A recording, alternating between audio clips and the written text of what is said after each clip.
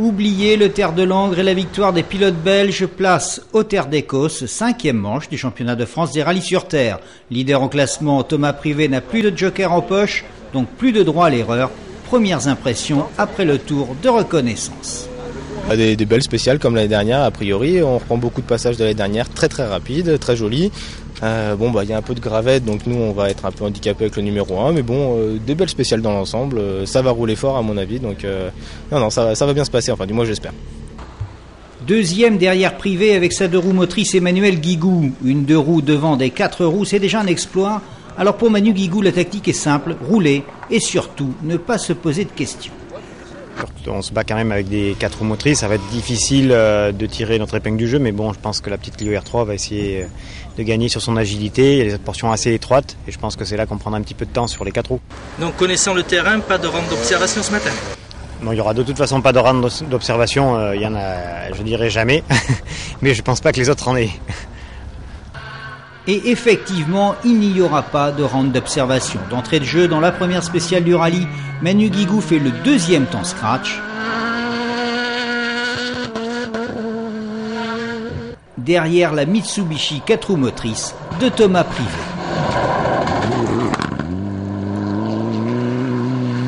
Guigou devant l'armada des autres Mitsubishi lanceurs, celle de Bruno Thierry, celle de Bob Colsoul, le vainqueur du Terre de Langres, celle de Richard Fro, Sébastien Rode, Frédéric Sauvant, Christophe Ferrier ou encore la Peugeot 206 WRC de Paul Schius. ES1, ES2, ES3, c'était le programme de la première boucle et à l'issue de celle-ci, l'équipage belge, Bob et Tom Colsoul, pointent en tête. Impec, tout va bien, c'est la petite phrase de Manu Guigou à l'arrivée de la 3. Il est 3e à 9 secondes seulement de Colsoul. Richard Fro, lui, est 4e. Et Christophe Ferrier, 5e. Enfin, la Mitsubishi de Thomas Privé, Patrice Zuro, handicapé par son numéro 1, obligé d'ouvrir la route dans cette première boucle, est en 6e position à 19 secondes du leader. Thomas Privé va profiter du reclassement de l'après-midi pour remporter 2 des 3 spéciales de la 2e boucle et refaire par là même une partie de son retard. Il termine la journée à la 2e place du classement général. Il n'est plus qu'à 6 secondes et demie du leader. Un leader qui désormais s'appelle Paul Schius, très régulier. Il a su éviter tous les pièges et ça a payé, comme on dit. On a bien roulé, donc ça s'est bien passé. On n'a pas eu de soucis sur la voiture. On a roulé régulier toute la journée, voilà. Donc j'espère que demain ça va continuer comme ça. Parce que demain c'est toi qui ouvres malheureusement.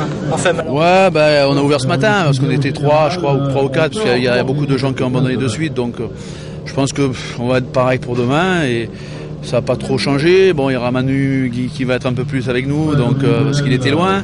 Donc on sera plus concentré, on va se surveiller et puis on va essayer de bien figurer et puis de finir le rallye sans problème. Sur le podium provisoire, Christophe Ferrier est à 7 secondes du leader et à une demi-seconde du 2e Thomas Privé. Il reste encore les 4 spéciales du lendemain pour départager les 3 hommes.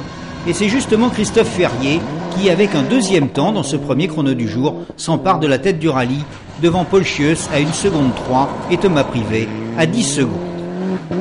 Sur les 23 km de la spéciale suivante, Paul Schius reprend son bien, la première place du rallye.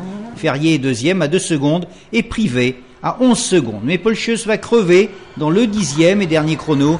Il laisse échapper la victoire et doit se contenter d'une 3e place au classement final.